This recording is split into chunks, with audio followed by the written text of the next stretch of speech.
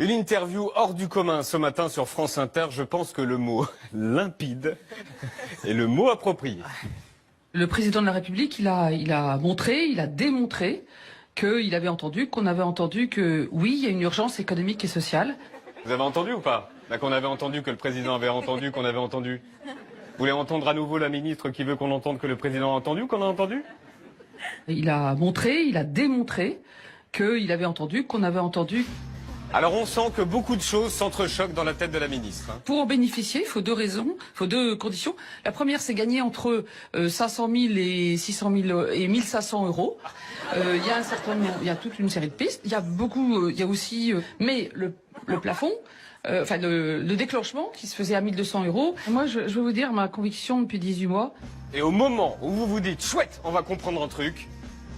Et c'est vrai sur chaque compartiment de loi, etc. Il faut pas. Moi, je crois à l'intelligence des Français. De zezezou. C'est quoi zezezou? C'est comme Schtroumpfé? Et c'est vrai sur chaque compartiment de loi, etc. Elle dit bien zezezou, là, non? Et c'est vrai sur chaque compartiment de loi, etc. Ils ont dû l'aider plusieurs fois. Hein. Donc ça va redonner, je dirais, du souffle. Du souffle. Et... Alors c'est ça, en fait, elle parle en schtroumpf. Dès qu'elle a une hésitation, vous remplacez schtroumpf par schtroumpf ou par schtroumpfé et ça marche. On va schtroumpfer tous les dossiers un par un du jour. Donc 1, l'impôt des entreprises. Ne vous inquiétez pas, vous n'allez rien comprendre.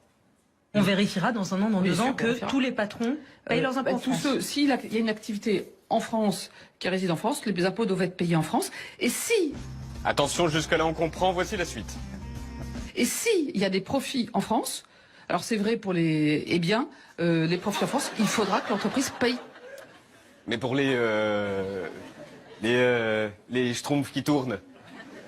2, maintenant on va essayer de ne rien comprendre à l'ISF.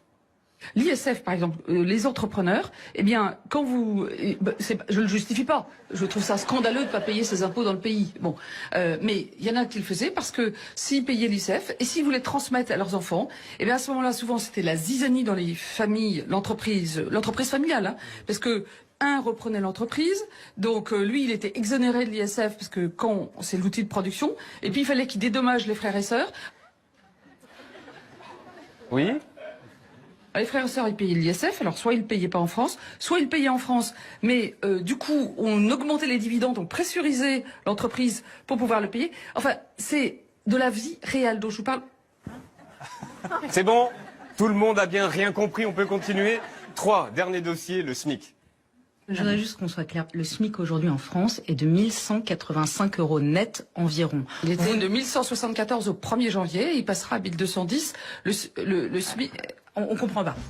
Léa Salamé la relance avec un exemple concret. Pour bien comprendre, si moi je suis au SMIC et mon mari gagne 200 euros de plus que moi, est-ce que je reçois les 100 euros? Vous recevez la prime d'activité, absolument. Par contre, si votre mari ou votre femme, un jour, c'est un homme ou je sais pas quoi, enfin, bref, vous m'avez compris.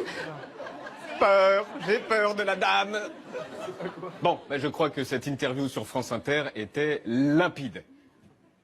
Aujourd'hui, je crois que ce qui est important, c'est que tous les Français comprennent ce qu'on est en train de faire.